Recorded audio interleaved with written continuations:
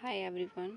हमने last lecture में chapter 2 से रिलेटेड 15 एमसीक्यू किए थे, जिसमें पीवाईक्यू भी शामिल था।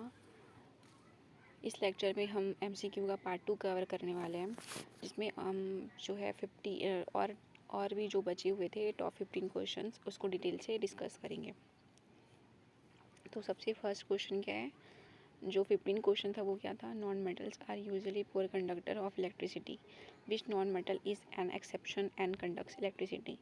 जो अधात्विक होती है वो आमतौर पर विद्युत की कुचालक होती है, लेकिन इनमें से इन 4 ऑप्शन में से कौन सा ऑप्शन है जो कि एक्सेप्शन है नॉन मेटल का, और वो क्या होता है, विद्युत का सुचालक होता है, मतलब अच्छा कंडक्टर होता है बोल रहे हैं ना। तो क्या होगा, इसका आंसर जो होगा वो ग्रेफाइट होगा। ग्रेफाइट क्या होता है, वो विद्युत का सुचालक होता है नॉन मेटल होते हुए भी। जो ग्रेफाइट है वो कार्बन का अपरूप है, ठीक है। Next, if we pass a beam of light through milk and water mixtures we absorb, है ना। हम क्या करते हैं, यदि हम दूध और पानी के मिश्रण से प्रकाश की किरण गुजारते हैं तो हम क्या देखते हैं उसमें। तो फर्स्ट ऑप्शन क्या बोल रहा है, light passes in a straight path without scattering, the path of light becomes visible due to scattering, light is completely absorbed. और जो फोर्थ ऑप्शन है वो क्या है, लाइट गेट्स रिफ्लेक्ट बैक, प्रकाश वापस परावर्तित हो जाता है। तो क्या होता है, अगर हम लाइट बीम को दूध और पानी के मिश्रण से गुजारते हैं तो क्या हो जाता है, जो ऑप्शन बी है वो हमारा करेक्ट हो जाएगा। मतलब कि the path of light becomes visible due to scattering, प्रकाश का मार्ग प्रकीर्णन के कारण दिखाई देने लगता है ना। स्कैटरिंग की वजह से हमको जो प्रकाश का मतलब लाइट बीम का जो पाथ है वो क्या है, क्लियरली साफ नज़र आता था, ठीक है। क्लियर है यहाँ पर। नेक्स्ट बढ़ता है, which of the following is a homogeneous mixture, इनमें से कौन सा है जो होमोजीनियस मिक्सचर का एग्जांपल है। तो कौन सा है, option C is the correct option. जो सोडा वाटर है वो क्या है, होमोजीनियस मिक्सचर का एग्जांपल होता है। वाटर में जो CO2 गैस है, मतलब वाटर में कार्बन डाइऑक्साइड गैस का होमोजीनियस मिक्सचर है, ठीक है। जो बाकी जो ऑप्शन है वो क्या है, हेटेरोजेनियस मिक्सचर के एग्जाम्पल है। Clear. Next, the elements which exist as liquid at room temperature are, ठीक है। क्या बोल रहे हैं, कमरे के तापमान पर द्रव अवस्था में रहने वाला तत्व कौन सा है। कमरे के तापमान पर मतलब कि रूम टेम्परेचर पर जो लिक्विड फेज में होगा वो कौन सा तत्व होगा। पहला ऑप्शन क्या है, mercury and bromine. B option क्या है, बोल रहे हैं गैलियम और सीजियम। सी क्या है, मर्क्यूरी और गैलियम। और डी क्या है, ब्रोमीन एंड क्लोरीन। तो हमारा जो ऑप्शन ए है वो करेक्ट ऑप्शन होगा। मर्क्यूरी जिसको हम Hg से शो करते हैं, और ब्रोमीन जिसको हम Br से क्या करते हैं, शो करते हैं, ठीक है। तो ये क्या होता है, इसमें जो मर्क्यूरी है वो क्या है, मेटल है, और जो ब्रोमीन है वो क्या है, अधातु है, नॉन मेटल है।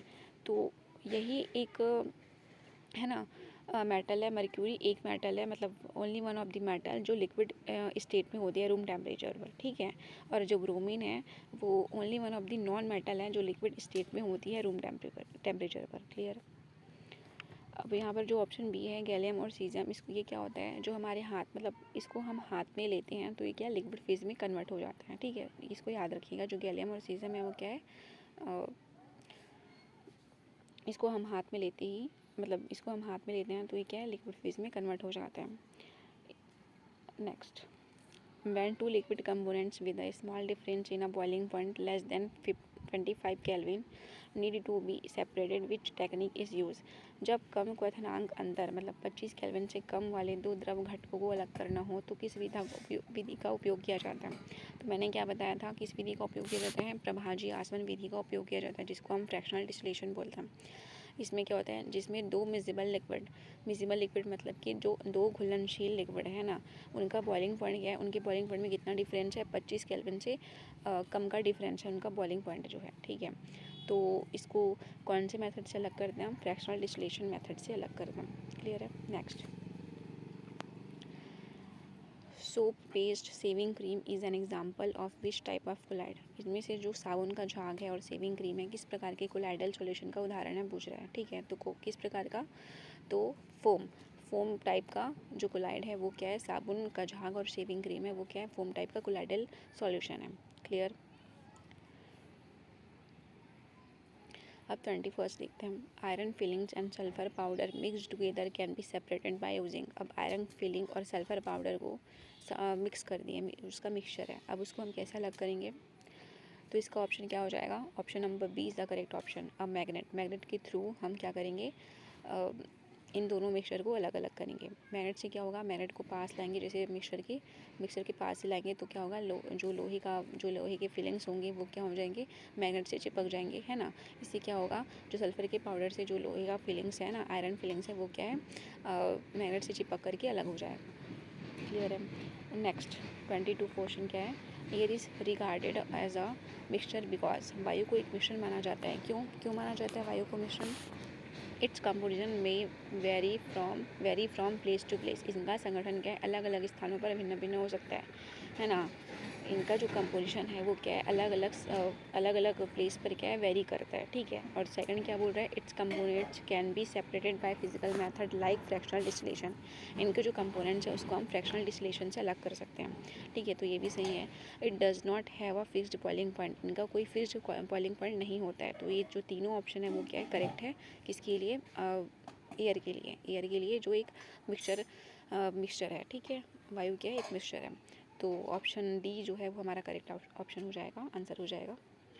Next, a true solution can be distinguished from a colloidal solution bye, ठीक है। ये कॉन्सेप्चुअल क्वेश्चन है, इसको ध्यान से समझो।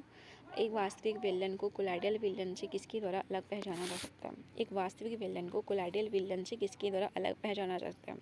तो किसकी तरह पहचाना जा सकता है टिंडल इफेक्ट, है ना। टिंडल इफेक्ट हम क्या पढ़े थे, जो कोलाइडल सोल्यूशन है वो क्या है, टिंडल इफेक्ट शो करता है।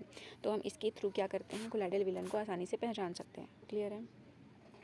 Next, property of drawing a metal into thin wires in known as, है ना।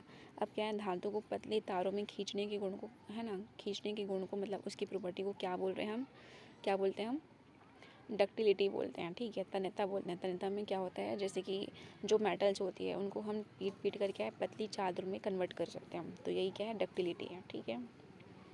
इसके अलावा जो धातु होती है वो क्या है, मेलेबिलिटी होती है, मतलब वर्धनीय भी होती है। और इसके अलावा जो सोनोरस होता है, मतलब उसमें जो मतलब टन टन की आवाज़ जो आती है वो क्या है, सोनोरस है ना। और कंडक्टिविटी होती है, यानी कि ये जो इलेक्ट्रिसिटी और हीट का क्या है, कंडक्टर भी होता है। 25, melting of ice is a physical change because, बर्फ़ का पिघलना एक भौतिक परिवर्तन है क्योंकि,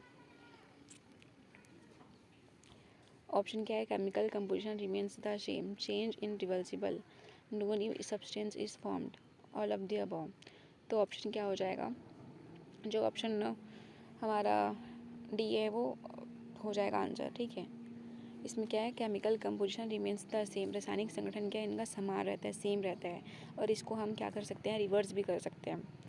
फिजिकल चेंज में मैंने बताया था, जो इनकी जो प्रॉपर्टी है वो क्या होती थी, रासायनिक संगठन समान होता था, ठीक है। और इनको जो हम रिवर्स भी कर सकते थे, मतलब चेंज इज़ रिवर्सिबल। और नो न्यू सब्सटेंस फॉर्म, इसमें कोई नया सब्सटेंस भी नहीं बन रहा था। तो ऑप्शन डी जो है वो हमारा करेक्ट ऑप्शन हो जाएगा, all of the above. And 26 question क्या है, which of the following is a chemical change, निम्नलिखित में से कौन सा एक रासायनिक परिवर्तन है। अब केमिकल चेंजेस का एग्जाम्पल पूछ रहा है यहाँ पर, rusting of an iron articles और bending of an iron rod, drawing a wire of iron metal, melting of iron metal. तो हमारा जो ऑप्शन ए है वो क्या हो जाएगा, केमिकल चेंजेस का एग्जाम्पल हो जाएगा, rusting of an iron article. Clear. अब 27 देखते हैं, the size of colloidal particles lies between, जो कोलाइडल पार्टिकल्स है उनका साइज किन के बीच लाई करता है, तो 1 नैनोमीटर से 1000 नैनोमीटर के बीच, ठीक है। तो वो क्या है, कोलाइडल सॉल्यूशन के जो पार्टिकल्स है उनका साइज है।